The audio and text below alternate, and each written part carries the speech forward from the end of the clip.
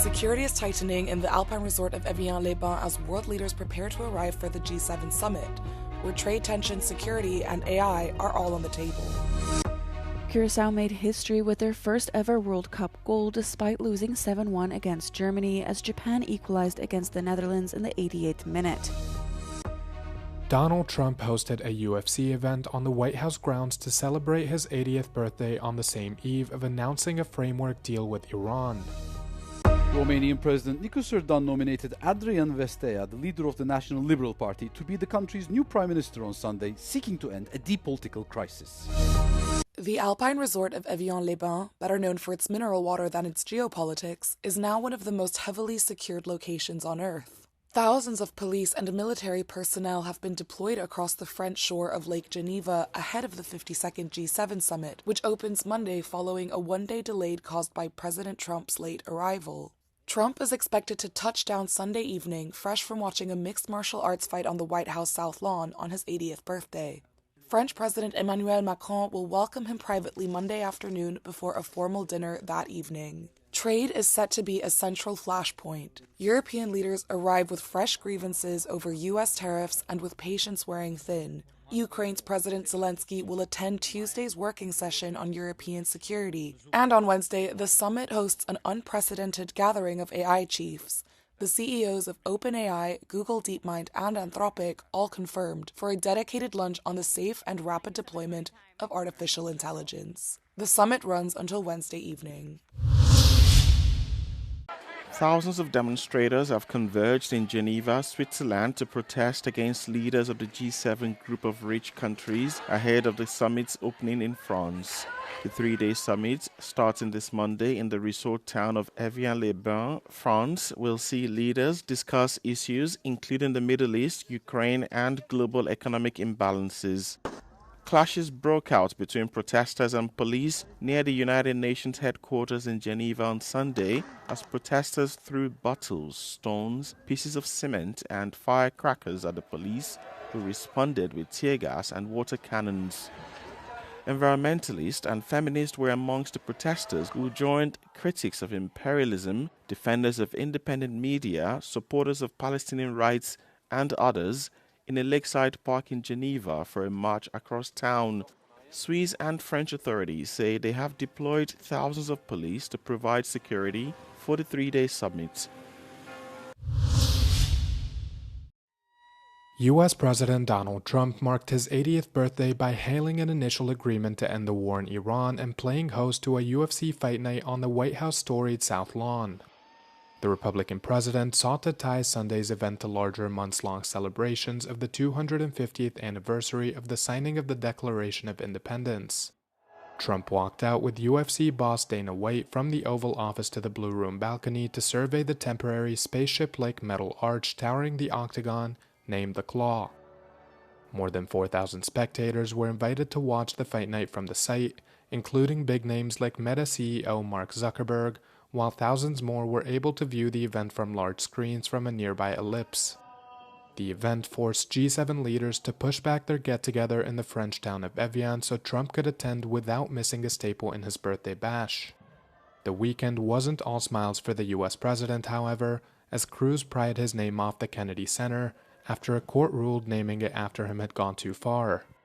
Before the fight began, two-time UFC champion Sean Strickland, who's an outspoken critic of Israel, was escorted out of the ellipse by a crowd of law enforcement officers.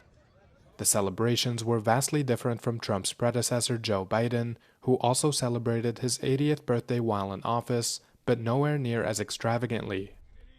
Asked about the contrast, White House spokesperson Allison Schuster defended the event, calling it, quote, one of the most entertaining nights in American history. Delegates of the new Russian opposition party, Peaceful Russia, gathered at a party congress in Berlin, where they elected Russian opposition activist Ilya Yashin as their new party leader. Many are placing great hopes in him. Илья действительно, во-первых, более опытный политик, во-вторых, он, правда, способен произносить очень хорошие речи, да, это немаловажно. But can Yashin's opposition party influence Russia's domestic political situation while operating from exile? Такая задача стоит, эта задача очень сложная, потому что действительно мы находимся в Европе, но мы планируем работать в России. Это связано с большими рисками. Наша главная аудитория находится в России. Миллионы российских избирателей, миллионы наших сторонников, конечно, находятся в России. Yashin has only just been elected party leader, yet tensions are already emerging. The party is facing internal disagreements. Я бы не хотел, чтобы Яшин превратился в такого мини-Путина. Но, к сожалению, я вижу, что мои надежды на то, что он окажется не таким москвоцентричным, обычным московским барином, который у нас в оппозиции, извините, пруд-пруди, а человеком, который сможет объединять людей из разных регионов, быть с ними на равных, быть первым среди равных. Они не оправдываются на данный момент. И мне кажется, Илья выбрал неверную формулу. Die russische Opposition galt lange Zeit als gespalten. Das soll sich jetzt mit der neuen Partei des russischen Oppositionellen Ilya Yashin ändern.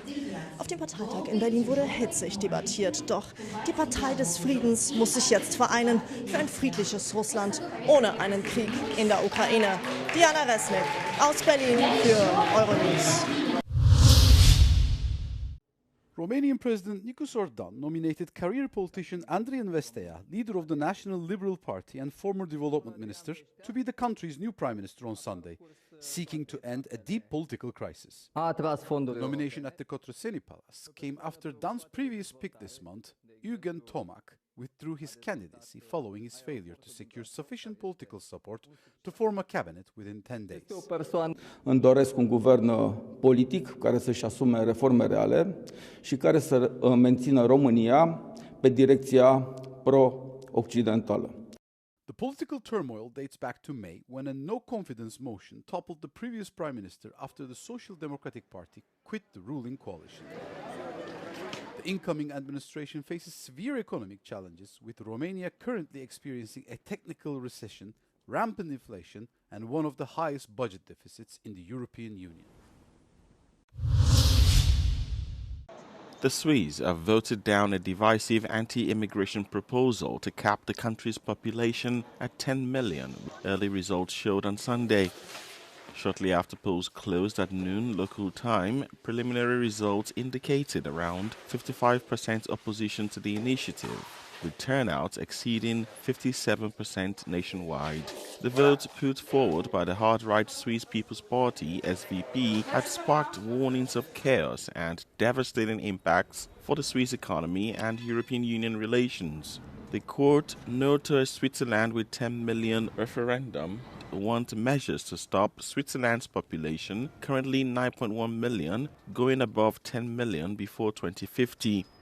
The SVP party believes the current immigration is exacerbating the housing shortage, rising rents, infrastructure saturation, and pressure on the healthcare system. The proposal, if accepted, would have slammed the brakes on immigration.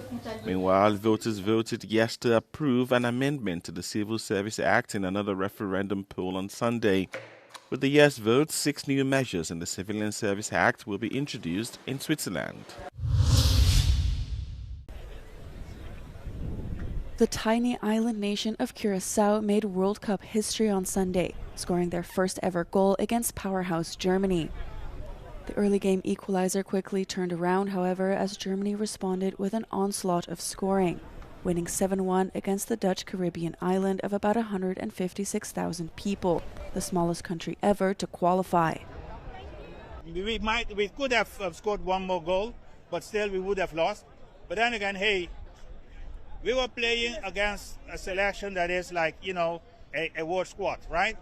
And with the resources we have, I do believe that we did well. I'm proud of our boys. I'm very proud of them. In an upset for the Netherlands, but an unforgettable moment for Japan, Japanese player Daichi Kamada earned his country a draw in the 88th minute, finishing 2-2. Ahead of the game, thousands of Netherlands fans marched in the iconic Orange Parade, dancing and chanting in their traditional walk to the stadium. Later on Sunday, Ivory Coast made an impressive start to their first World Cup appearance in 12 years, winning 1-0 against Ecuador in the 90th minute. To say that I am so proud of my country. I felt so happy during this match, and I want to say that I am really proud of my father, who is the coach of Ivory Coast, and everyone is happy, so thank you very much. Sweden closed out Sunday's games by pounding Tunisia 5-1 in Monterrey, Mexico. On Monday, Spain gets ready to take on Cape Verde, and Belgium kicks off against Egypt. The WHO has warned that Europe needs to do more to battle deaths from heat-related causes, with more than 200,000 people dying in the last 4 years alone. The extreme heat has directly led to a rise in heat-related illnesses and premature deaths, all of which were preventable according to the World Health Organization. Europe is among the regions of the world most severely affected by global warming, the WHO warned. Most premature deaths due to extreme heat have occurred in Italy, followed by Spain, Germany and Greece. Rising global temperatures, rapid urbanization and demographic aging are converging to increase both exposure to heat and vulnerability to its effects. Together, these trends are driving a growing and unevenly distributed burden of heat-related illness and death, and underscore the need for effective prevention, the WHO warned. In its recommendations, the WHO suggested a broad range of measures, from greening cities for more shade and creating networks of cooling centers to social services making sure older people stay hydrated.